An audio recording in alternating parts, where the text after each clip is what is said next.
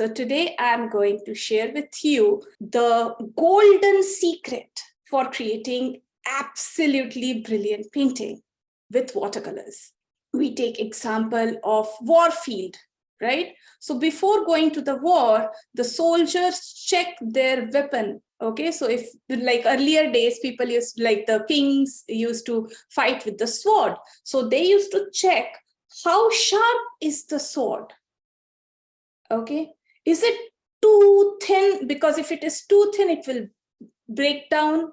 Okay, if it is too thick, it will not have the impact of cutting the other person. Okay, so how sharp it is or how thin it is, what is the weight? Okay, and in the field of medicine, so let's say a doctor have to, like anesthetist have to give anesthesia.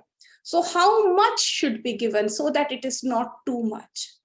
So when there is a cardiac arrest and the doctor has to press the heart, how much should be the pressure? Okay, so that thing called as how much is very, very important, very crucial. How much?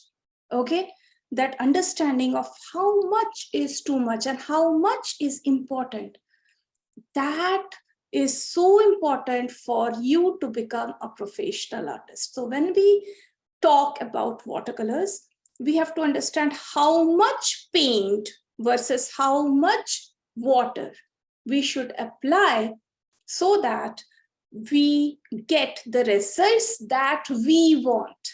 Okay, now is there is too much or too little? It depends upon the requirement. Okay, so I tell you again, in terms of watercolor painting, when we want to create watercolor painting, what we do, we take some paints. So this is the paints, right? We have the paints and we have water part, right? We have the water. So how much we have to use the paint versus how much we have to use the water, that combination, that proportion plays a crucial role when we want a particular result with painting, right? So there are a lot of artists who use very thick paint. Okay, and there are very many artists, their painting doesn't look good because they don't use a lot of paint. They use a lot of water and they mess out with the painting, right? So how much you need to use in order to create a wonderful painting? Okay, and our requirements change, like for example, for cooking, how much we should add the sweet, that depends upon what is the taste we want. Okay, is a little sweet okay? That okay question is decided by what is the taste we want. Exactly like that in watercolors, how much water we should use with the paint, that how much answer is depending upon what is your requirement. Everything is based upon your requirement. I always tell my students, never ask these questions to me during the project session. If you ask how much Meeta, how much water I should use, the answer is go back to that training, means the training which I'm talking today, okay, and go through it again. So I'm not going to answer your question, Meeta, how much water should I use or how much paint should I use? You have to go through this training again and again and again and again till you understand the concept, till you practice it, till you are effortless with this. Okay, so I will give you, there are 3 places in which the water can be there with the paint. Okay, so I will tell you all of that. Okay, so this is what I use. This is called as a water dropper. Okay, actually it is not a water dropper. If you get it in any type of grocery stores or some stores, this is for adding the oil thing. Okay, so I will just put some water in this. See, I have this water here and people use it in the kitchen. So, you can drop water. Can you see that? Okay, so you can drop water like this, and you can put a cap if you don't need, so that the water doesn't spill, right? If you don't have this, you can use the eyedropper. use for dropping medicine in the eye. That also I used to use earlier before I got this one. Okay, so this I use for mixing water. I don't do this. There are a lot of people who take water in the brush and then put it in the paint, okay, to mix. I don't do that. I use this because it always has clean water. Okay, it always has clean water. Sometimes your brush may have some paint residue from the previous painting, or maybe the water is dirty with which you are mixing. So I always recommend to have this kind of bottle so that when you mix the paint with the water is very neat and clean. Okay.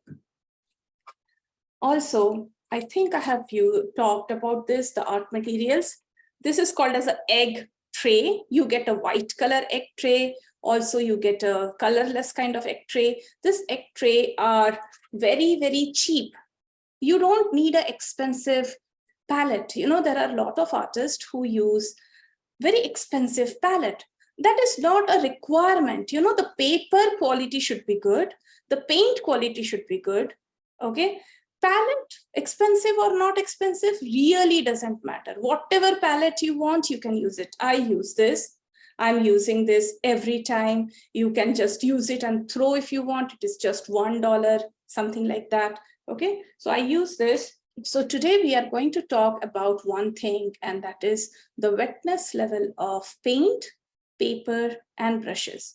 I'm going to teach you the terminologies, and I'm going to teach you what is the effect of that. Okay, so we will talk about the wetness level of the brushes. We will talk about the wetness level of the paper, and then we will talk about the wetness level of the paint, because these are the three places in which the wetness is there. The wetness is either there on the brush, the wetness is maybe there on the paper surface, or the wetness is there in the paint that we are going to mix. Okay, so if you understand the wetness level of the brushes, paper, and paint, you can understand that where all the wetness is there. There are a lot of artists who say that watercolor is very unpredictable.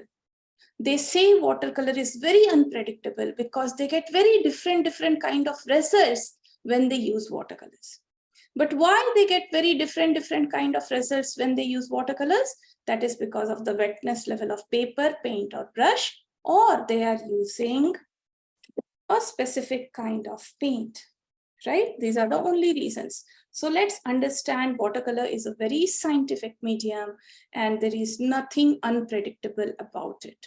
Okay, so first of all, and whatever I'm teaching you, it is there in page number 76 in my book. Okay, under painting techniques, page number is 76. So if you have my book either in PDF version or in this soft copy version, so you can refer to that. It is page number 76.